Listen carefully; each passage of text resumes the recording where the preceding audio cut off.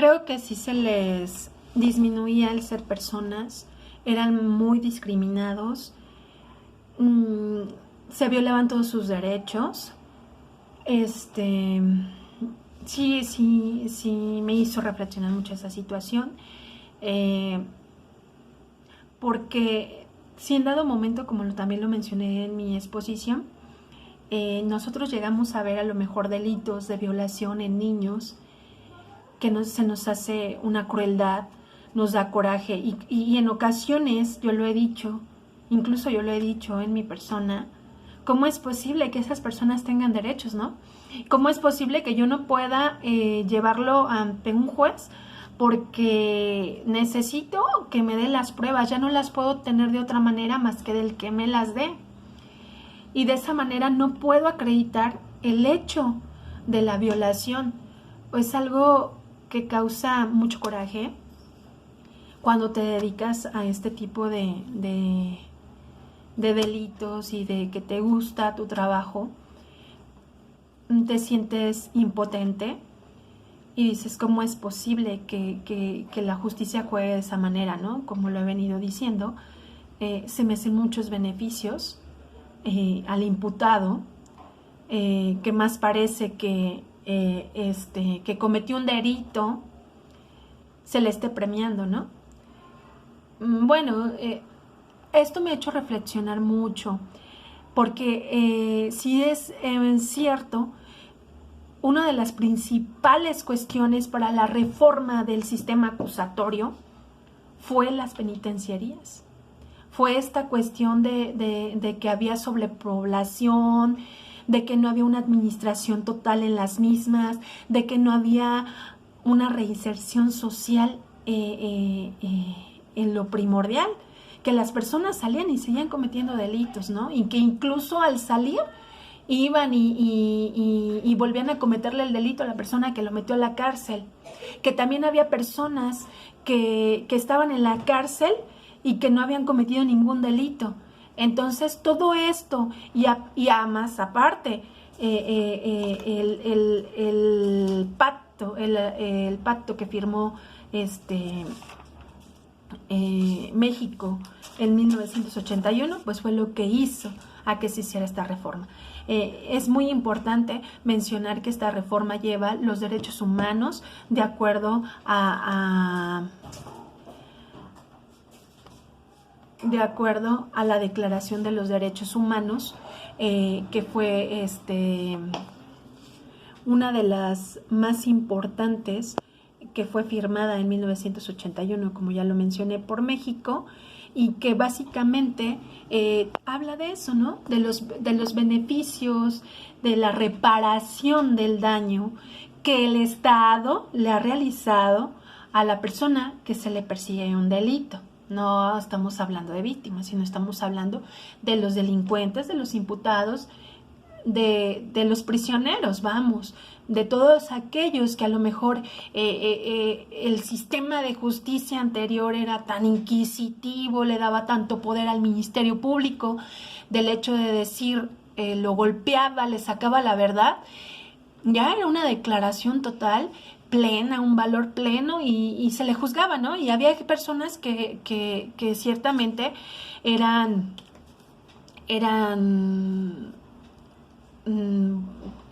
perdón, se me fue la palabra, eran inocentes y estaban en la cárcel. Esto fue uno de los hechos primordiales para que en el año del 2008 se hiciera una reforma al Código Penal, buscando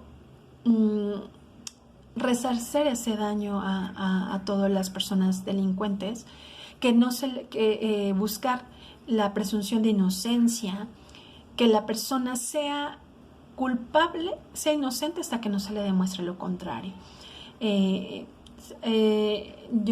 Para mí, como lo mencionaba, a mí se me hacía algo erróneo esta situación, pero al ver en las penitenciarías creo que es algo bueno, creo que es algo que está costando mucho trabajo por la mentalidad que tenemos, por la cuestión de que seguimos teniendo el hecho de la venganza, del hecho del castigo, el hecho de decir, tú me pegaste, yo te pego doble. es por el coraje, la cuestión que nos crea toda esa impotencia de no poder detener ese daño antes. Pero creo que es muy importante y creo que es un gran acierto, porque esto, lo que se busca es que hay personas que a lo mejor cometen delitos y graves, pero no por, y lo cometen conscientes, pero no por el hecho de que realmente sean malos, de que realmente quieran cometer ese hecho, sino porque las circunstancias de su vida les hacen que cometan esos delitos. Por ejemplo, a lo mejor una persona que se mete al narcomenudeo empieza a vender droga de poca cantidad y así sucesivamente hasta que a lo mejor se va haciendo un capo de la droga, ¿no? Pero su finalidad no es hacerle daño a lo mejor a las personas que consumen la droga. Su finalidad es comer, ¿no? Que es así lo que muchas personas empiezan con esa situación, de que a lo mejor mi finalidad es tener comida hoy, porque a lo mejor no tengo una preparación, o aunque la tenga, no tengo trabajo. Si voy a lo mejor a una empresa y a lo mejor yo voy tatuado, me discriminan y me dicen que ya no. O bien, no tengo una preparación, pero yo quiero trabajar humildemente, quiero a lo mejor trabajar en recogiendo la basura, ¿no? Y voy y toco puerta y me dicen, no hay trabajo. Pero resulta que hay alguien que me ve y me dice, no, pues yo veo que eres muy inteligente, que la gente te sigue, vente a trabajar conmigo y te vas, ¿no? Porque necesitas. ¿Y cuánto te pagan al principio? O sea, pagan una bicoca lo que ganan esas personas. Yo creo que esos algunos delitos, porque hay delitos tan fuertes que eso sí todavía no concibo cómo poder que no tengan una pena, ¿no? Por ejemplo, las violaciones para mí son algo muy fuerte, más en niños. Creo que ahí sí no opino tanto en esta situación de una persona que pueda tener un cambio en su vida. Se me hace tan increíble porque se me hace tan fuerte de que una persona cometa algo tan atroz con un niño que no se puede defender. Yo creo que ahí sí, en esas cuestiones, sí no lo empatizo mucho este tipo de cuestiones, este tipo de situación, que a lo mejor volvemos a lo mismo. Si no tengo las pruebas, no está adentro. Y aunque yo sé que él fue, pero no puedo probárselo a un juez, porque no tengo los elementos o los datos de prueba necesarios para poder hacerlo. Sin embargo, creo que es muy importante que nos eduquemos en esta situación de reparaciones, ¿no? De buscar la manera en que esas personas vuelvan al camino, busquen la manera de salir adelante. Creo que también es muy importante atacar muchísimo la corrupción, porque la corrupción sigue y yo creo que es el delito más fuerte y es la cuestión más fuerte, más silenciosa, podríamos decirlo, y como que el veneno que a lo mejor yo tengo una buena idea, que es el sistema penitenciario y el sistema acusatorio, pero esta corrupción no lo deja. Y yo creo que esta corrupción es el veneno más grande que termina eliminando a todos los demás. Creo que debemos de trabajar en eso. Es muy importante esa situación. Yo creo que dándole fuerza a la corrupción se van a eliminar muchísimos problemas y muchísimas cuestiones delictivas van a bajar. Yo creo aquí, sí estoy consciente y sí lo comento, para mí el sistema acusatorio es un cambio para todos los derechos que en dado momento se violaron al imputado, porque antes el Ministerio Público era un dios. El Ministerio Público, lo que él decía era verdad y no es cierto. O sea, se creaban las cosas, perjudicaban personas. Entonces yo creo que sí es muy importante el sistema penitenciario hoy en día, que la administración se dé, que sepan qué persona está detenida, porque capaz que hay muchísimas personas que son homónimos, que hay veces que a lo mejor van y lo detienen. Espérate, yo trabajo así, ¿no?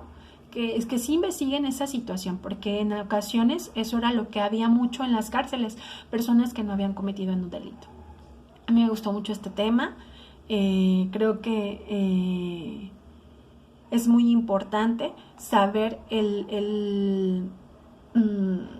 cómo se lleva a cabo una prisión, qué es lo que hay, y más que nada, como lo he mencionado, en México hubo un cambio radical desde el 2008 que entró en vigor en México, que fue entrando paulativamente en los diferentes estados, y que en León, aquí en Guanajuato, en León básicamente, porque en la mayoría de las regiones, que es Irapuato, Celaya, San Miguel Allende, pues fueron entrando paulativamente, pero aquí en León empezó en el 2016. Tenemos 4 años con este sistema, mejorándolo cada día, pero vuelvo a lo mismo, la penitenciaría de León ha mejorado mucho, se ha capacitado más a sus custodios, se les ha dado mucha capacitación en derechos humanos para que sepan cómo tratar a las personas, para que sepan cómo tratar a un delincuente, para no cometer, un delito de ellos también. Pero seguimos lo mismo, era lo que mencionaba también en mi exposición.